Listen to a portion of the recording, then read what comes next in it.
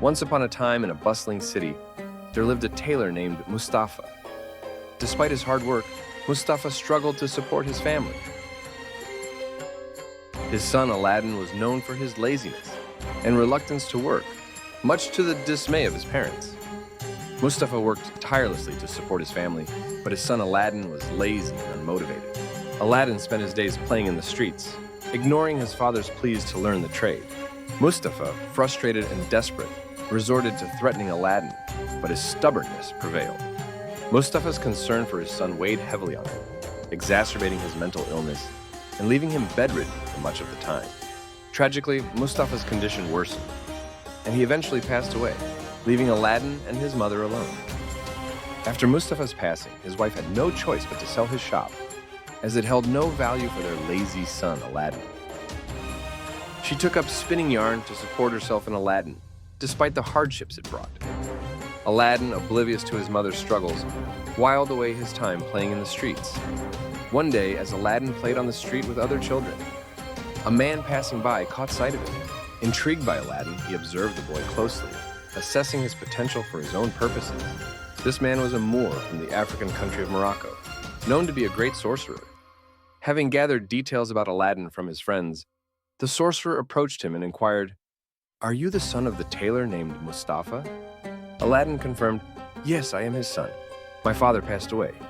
Upon hearing Aladdin's response, the magician was overcome with emotion. He embraced the boy tightly and planted a kiss on his cheek, tears streaming down his face. Confused by the sudden display of emotion, Aladdin asked, "Why are you crying? Do you know my father?" The magician composed himself and replied, "Yes, it pains me deeply to hear of the passing of my own brother. I have been traveling across different countries for many years, and I long to see my brother once more. I left our country 40 years ago, long before your father was even married. Yet when I look at you, it's as if I'm seeing my older brother again." The sorcerer placed 2 gold coins in Aladdin's palm and instructed him, "Give these to your mother to buy all the necessary ingredients for our dinner tonight. Let her know that I am coming." He showed the magician the way to his house and took 2 gold coins to his mother.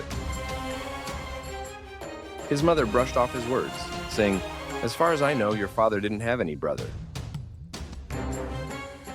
With a hint of doubt lingering in her mind, she proceeded to the market to purchase the cooking essentials. As darkness descended, the mother finished her cooking and instructed Aladdin to search for him on the street. Just as he was about to depart, a knock echoed on the porch door.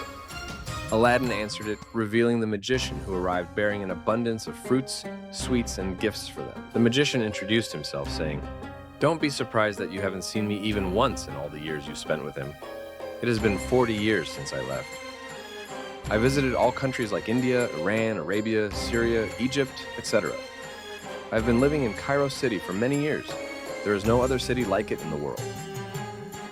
Finally, I settled in Morocco and have been living there for 30 years now. As soon as I remembered my country and my elder brother, I wanted to see him and thought that I would die without seeing him.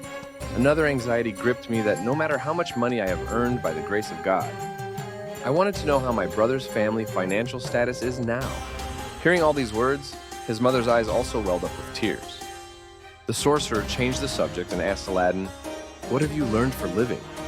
What do you want to do to take care of your mother?" When he heard this question, Aladdin bowed his head, and his mother's face flushed with embarrassment. She replied, "It is useless to ask if he knows any work. He cannot do anything. Other than playing games with the boys on the street, he doesn't know any work." His father also tried to teach him tailoring work, but failed. His mother lamented that her energy levels were decreasing, making it difficult for her to work anymore.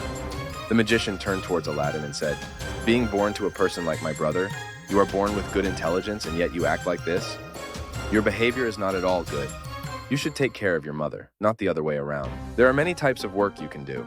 Now, it is my responsibility to teach you. If you don't like tailoring, look at something else. I'm ready to help you." After listening to all this, Aladdin did not respond, but it was evident that he never liked to engage in hard work. "Tomorrow I will take you to buy clothes worn by great merchants, and then we will set up a good shop," the magician promised. Aladdin gave a smile and nodded in agreement, as if to say it was okay. She served them, and the 3 of them enjoyed a hearty meal together. They engaged in lively conversation, sharing stories and experiences. After the meal, the magician bid them farewell and left for the day. Thank you for watching.